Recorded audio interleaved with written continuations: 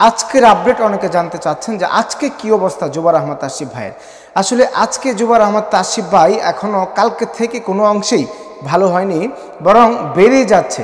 যে প্লাটিনা থেকে রক্তের সেটা কিন্তু যে ডেঙ্গুর সেটা কিন্তু 50-এর কমে চলে এসেছে, 50-এর নিচে চলে এসেছে।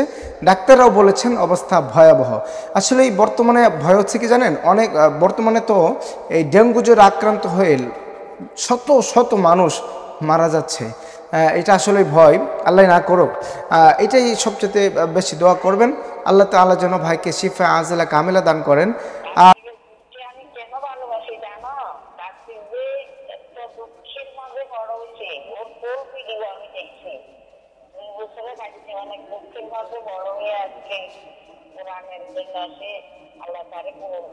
আসসালামু আলাইকুম ওয়া রাহমাতুল্লাহি ওয়া বারাকাতুহু। প্রিয় দর্শক, আপনারা জানেন যে জুবায়ের আহমদ তাসিফ, মাওলানা জুবায়ের আহমদ তাসিফ অনেক অসুস্থ হয়ে ভর্তি আছেন হসপিটালে। জানি না বেঁচে ফিরবেন কিনা।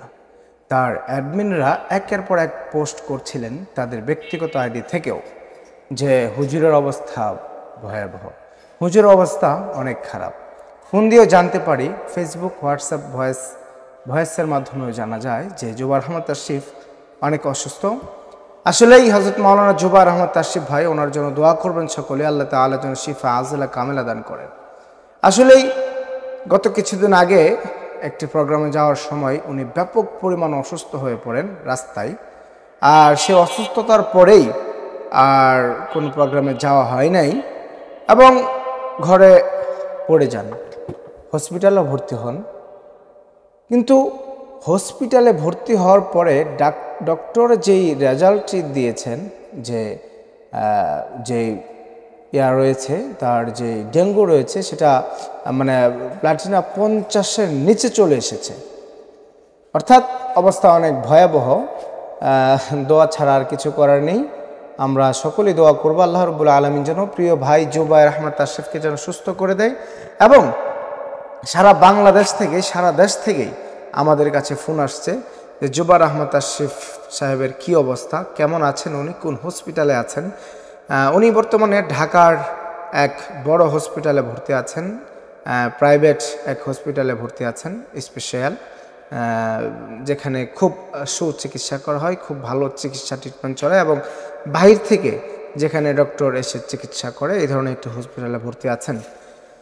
আপনারা সকলে দোয়া করবেন ভাইটির জন্য, আল্লাহ তাআলা যেন শিফায়ে কামিলা আজলা দান করেন। আর সবচেয়ে বড় ব্যাপার হচ্ছে কি জানেন, অসুস্থতা যে এটাও কিন্তু আল্লাহ তাআলার একটি নিয়ামত। আর মানুষ যখন অসুস্থ হয়, আর অসুস্থতা হওয়ার পরেই তো আল্লাহ তাআলা তাদের এই অসুস্থতার কারণে তাদের রোগ বেমারে মাফ করে দেয় এবং এই অসুস্থতা হওয়ার কারণে আল্লাহ রাব্বুল আলামিন তাদেরকে মাফ করে দেন, গুনাহ খাতা মাফ হয়।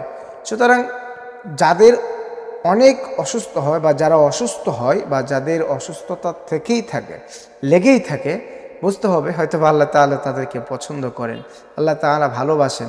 এই অসুস্থতার বিনিময়ে হয়তোবা তাদের গুনাহ খাতা আল্লাহ রাব্বুল আলামিন মাফ করছেন।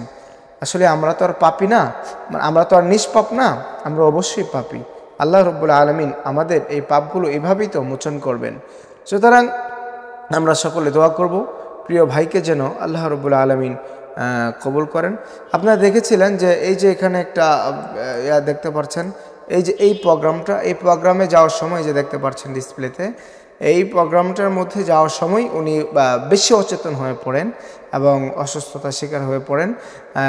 আর বারবার বলছিলেন যে আল্লাহ আমাকে মাফ করে দাও, তোমরা আমাকে মাফ করে দাও, আমি জনগণের কাছে দোয়া চাই, বিভিন্ন মানুষের কাছে আমরা দোয়া চাই। তো আসলেই উনি দোয়া চেয়েছেন, সারা দেশে দোয়া চেয়েছেন। আপনারা সকলে দোয়া করবেন আল্লাহ রাব্বুল আলামিন যেন হযরতকে সুস্থ করে দেয়, অতি শীঘ্রই যেন আল্লাহ রাব্বুল আলামিন ভাইকে শিফায়ে আজলা কামিলা দান করেন।